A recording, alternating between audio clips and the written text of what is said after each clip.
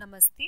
आज हम एक बहुत ही महत्वपूर्ण प्रश्न का उत्तर देंगे उन सभी के लिए जो अंतर्राष्ट्रीय बाजार में निवेश करना चाहते हैं। अगर आप ये जानना चाहते हैं कि आपको अंतर्राष्ट्रीय बाजार में क्यों निवेश करना चाहिए, तो आप ये वीडियो पूरा ज़रूर देखिए। आप सभी दर्शकों का बहुत बहुत धन्यवाद जिन्होंने सब्सक्राइब किया है।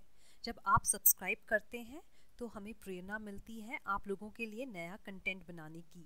अगर आपने सब्सक्राइब नहीं किया है तो इंतज़ार मत कीजिए, क्योंकि 1 लाख सब्सक्राइबर पहुंचने पर एक लकी सब्सक्राइबर जीत सकते हैं एक Amazon Alexa स्पीकर वर्थ 10,000 रुपये। इंटरनेशनल मार्केट्स में निवेश करने के 3 बहुत ही महत्वपूर्ण रीजंस हैं। पहला, ऐसी बहुत सारी कंपनीज हैं जो हम भारत में रोज़ यूज़ करते हैं, जैसे कि गूगल, माइक्रोसॉफ्ट, फेसबुक, इंस्टाग्राम और अमेज़ॉन। लेकिन अफसोस की बात है कि अब तक ऐसा कोई भी तरीका नहीं था भारत में इन कंपनीज में इन्वेस्ट करने का। इन बड़ी अंतर्राष्ट्रीय कंपनीज में बहुत ही ज़्यादा पोटेंशियल है, लेकिन हम सिर्फ भारतीय बाज़ार में इन्वेस्ट कर रहे थे क्योंकि भारतीय बाज़ार के बारे में हमें ज़्यादा जानकारी है अगर हम तुलना करें ग्लोबल मार्केट से। और ऐसे बहुत ही सारे रूल्स और रेगुलेशंस भी थे जिसके कारण इंडियन इन्वेस्टर्स पे कि कितने पैसे वो लगा सके उस पर काफ़ी प्रतिबंध भी थे। लेकिन अब इस परिस्थिति में बदलाव आ चुका है ग्लोबलाइजेशन की वजह से और Indian economy opening up more. इसके कारण बहुत सारे रास्ते खुल गए हैं भारतीय इन्वेस्टर्स के लिए। पहला कारण, ये बहुत ही बढ़िया ग्लोबल कंपनीज़ हैं, स्पेशली टेक कंपनीज़ जैसे कि टोयोटा है या सैमसंग है। अगर कोई इनमें इन्वेस्ट करना चाहता है तो वो नहीं कर पाता बिकॉज़ ये सारी कंपनीज़ भारत में लिस्टेड नहीं है। इसी तरह अमेरिकन कंपनीज़ हैं जैसे अमेज़ॉन और या माइक्रोसॉफ्ट, हम इनमें इन्वेस्ट नहीं कर सकते, तो हमारे हाथ से एक बहुत ही अच्छा मौका छूट जाता है। दूसरा कारण है, अगर आप अपने बच्चों को विदेश भेजना चाहते हैं पढ़ाई के लिए, उदाहरण के तौर पे अमेरिका ले लीजिए, तो आपके खर्चे डॉलर्स में होंगे लेकिन जो आपके इन्वेस्टमेंट है वो इंडियन रुपीज़ में है। तो समय के साथ क्योंकि भारत में हायर इंटरेस्ट रेट्स हैं, इन्फ्लेशन भी हायर है, इसकी वजह से भारतीय करेंसी हमेशा डेप्रिशिएट होगी यूएस डॉलर की तुलना में to maintain this interest rate parity. तो अगर आप समझिए 8% या 6% इंटरेस्ट रेट में अंतर है भारतीय बाज़ार में और अमेरिकन बाज़ार में, तो हमारी currency ideally should depreciate that much percent on an annual basis. जैसे कि 10 साल पहले भारतीय करेंसी थी 36 to 40 और अब ये बढ़कर हो गई है 75, तो ये पैरिटी हमेशा रहेगी। तो अगर आप अपने बच्चों को बाहर पढ़ाई के लिए भेजना चाहते हैं तो ये बहुत इम्पॉर्टेंट है कि कुछ सेक्शन आपके पैसे इन्वेस्टेड होने चाहिए यूएस डॉलर्स में। तीसरा कारण, डाइवर्सिफिकेशन। हम अलग अलग एसेट क्लास में इन्वेस्ट करते हैं। हर इन्वेस्टमेंट एडवाइज़र या आपके बैंकर आपको हमेशा यही सलाह देंगे कि डाइवर्सिफिकेशन बहुत ही महत्वपूर्ण है, इसलिए हम अपने इन्वेस्टमेंट डाइवर्सिफाई करते हैं विभिन्न एसेट क्लासेस में। लेकिन ये हकीकत में एक भरपूर डाइवर्सिफिकेशन नहीं है, क्योंकि इसमें आपको ग्लोबल डाइवर्सिफिकेशन नहीं मिल रहा है। जब आप वर्ल्ड के इक्विटी मार्केट्स देखते हैं तो ये अनकोरिलेटेड हैं काफ़ी हद तक, और एक जोग्राफिकल डाइवर्सिफिकेशन होता है तो कंट्री स्पेसिफिक रिस्क भी कम हो जाती है। ये सभी फैक्टर्स आपको एक भरपूर डाइवर्सिफाइड पोर्टफोलियो देने में योगदान करते हैं और इसीलिए आपको ग्लोबल मार्केट्स में इन्वेस्ट करने का सोचना चाहिए। क्या होता है, उदाहरण के लिए अगर आपने भारतीय बाजार में इन्वेस्ट किया है और निर्णय लिया जाता है जैसे कि डीमोनेटाइजेशन और भारतीय बाजार में गिरावट हो जाती है 30%, इस परिस्थिति में अगर आपके पास ग्लोबल डाइवर्सिफिकेशन है और आपने अलग अलग देशों में इन्वेस्ट किया है तो आपके पोर्टफोलियो के एक हिस्से में कोई फ़र्क नहीं पड़ेगा और वो हिस्सा कंट्री स्पेसिफिक रिस्क से भी इम्यून रहेगा, और ऐसे पोर्टफोलियो में आपको ज़्यादा स्टेबिलिटी मिलेगी आपके रिटर्न्स में और आपको ज़्यादा रिटर्न्स मिलेंगे कम रिस्क में। तो ये सबसे ज़्यादा मुख्य कारण है कि आपको अंतर्राष्ट्रीय बाजार में क्यों निवेश करना चाहिए। अब हम देखते हैं कि एक व्यक्ति कैसे ग्लोबल मार्केट्स या फॉरेन मार्केट्स में निवेश कर सकते हैं। पहला तरीका है, अलग अलग ब्रोकर्स हैं जो आपकी मदद कर सकते हैं अगर आप यूएस मार्केट्स में इन्वेस्ट करना चाहते हैं या यूरोप में या जापान में या कोरिया में।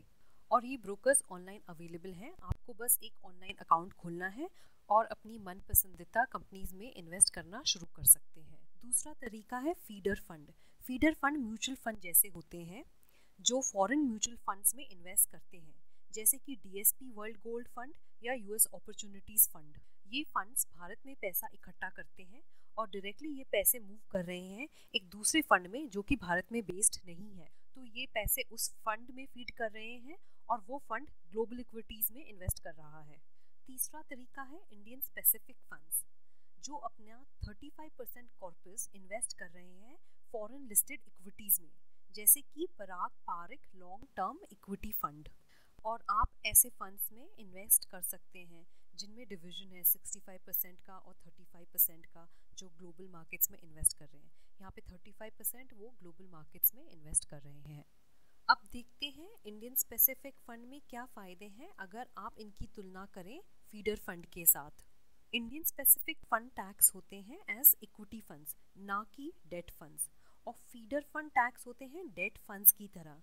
तो आपको डेट टैक्सेशन होगा फीडर फंड्स पे, जो कि होता है 33% शॉर्ट टर्म में, और अगर आप इनको होल्ड करते हैं लॉन्ग टर्म के लिए जो कि 3 साल से ज़्यादा है तो इस पे आपको लॉन्ग टर्म डेट टैक्सेशन होगा।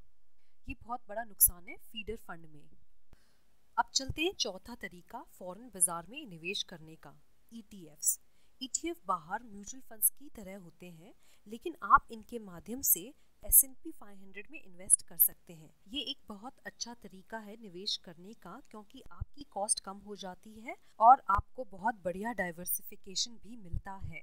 तो अगर कोई निवेशक अमेरिकन कंपनीज या मार्केट्स में निवेश करना चाहते हैं, वो ETF से शुरुआत कर सकते हैं, और जैसे आपका अनुभव और आपकी समझ बढ़ती जाए तो आप फिर डायरेक्ट स्टॉक्स में भी इन्वेस्ट कर सकते हैं। और सबसे अच्छा ऑप्शन है आप इन्वेस्ट करें इंडियन फंड्स में, जहाँ की फंड मैनेजर आपके लिए सबसे अच्छे स्टॉक्स पिक कर रहे हैं। ये सारे तरीके हैं आपके सामने फॉरेन मार्केट्स में इन्वेस्ट करने के लिए। अब निवेश करने से पहले हम कुछ डिसएडवांटेजेस पर भी ध्यान देते हैं। पहला डिसएडवांटेज है, जैसे मैंने आपको पहले भी बताया है, फीडर फंड्स में हायर टैक्स रेट। दूसरा डिसएडवांटेज है कि अगर आप डॉलर्स में इन्वेस्ट कर रहे हैं तो एक संभावना है कि रुपये की वैल्यू भी अप्रिशिएट हो। भारत एक बढ़ती इकोनॉमी है और अगर हमारी इकोनॉमी का प्रदर्शन लॉन्ग टर्म में अच्छा रहा तो हमारी करेंसी भी अप्रिशिएट कर सकती है डॉलर की तुलना में। इसी परिस्थिति में आपके इन्वेस्टमेंट रिटर्न्स में गिरावट हो सकती है और आपको अपने इन्वेस्टमेंट में लोअर रिटर्न्स मिलेंगे। तो ये हुई सारी रिस्क्स जो आपको ध्यान में रखनी होगी, जैसे कि करेंसी रिस्क। उन सभी निवेशकों के लिए जो कि फॉरेन मार्केट्स में इन्वेस्ट करते हैं एक अलग करेंसी में। फिर भी हमारा मानना है कि आपके पास ये एक बहुत ही अच्छा ऑप्शन है फॉरेन मार्केट्स में इन्वेस्ट करने का। अब अगला प्रश्न है, आप कितने पैसे इन्वेस्ट कर सकते हैं और आपके पोर्टफोलियो में कितने परसेंटेज इन्वेस्ट होने चाहिए ग्लोबल इक्विटीज़ में। जैसे जैसे भविष्य में भारत की इकोनॉमी और ग्लोबल मार्केट्स का मेल जोल बढ़ता जाता है और अधिक कंपनियां भारत में प्रवेश करती हैं, आपका पोर्टफोलियो एक्सपोजर इस आधार पर बढ़ सकता है कि आपको क्या रिटर्न मिल रहे हैं, या आप ज़्यादा कंफर्टेबल हैं तो आप अपना एक्सपोजर बढ़ा सकते हैं। लेकिन एक डिसेंट फिगर है 10 से 15% एक्सपोजर आपके इन्वेस्टमेंट पोर्टफोलियो में ग्लोबल मार्केट्स में। एक निवेशक फॉरेन इक्विटीज़ में $2 लाख एनुअली इन्वेस्ट कर सकते हैं हर साल में। तो ये काफ़ी बड़ी रकम है, लगभग 1.5 करोड़ एक व्यक्ति के नाम पर। तो अगर आप शादीशुदा हैं तो दोनों पति पत्नी इन्वेस्ट कर सकते हैं हर साल $400,000। ये काफ़ी बड़ा अमाउंट है आपके पोर्टफोलियो डाइवर्सिफिकेशन के लिए। हमें उम्मीद है कि इस वीडियो को देखने के बाद आपको ग्लोबल मार्केट्स में निवेश करने की एक अच्छी जानकारी प्राप्त हुई है। आपको ये वीडियो पसंद आया तो प्लीज़ आप सब्सक्राइब कीजिए और हमारा वीडियो प्लीज़ शेयर कीजिए। अगर आप चाहते हैं कि हम फ्यूचर में कोई टॉपिक कवर करें तो प्लीज़ अपने कमेंट्स हमारे कमेंट सेक्शन में ज़रूर लिखिए। And thank you so much for watching.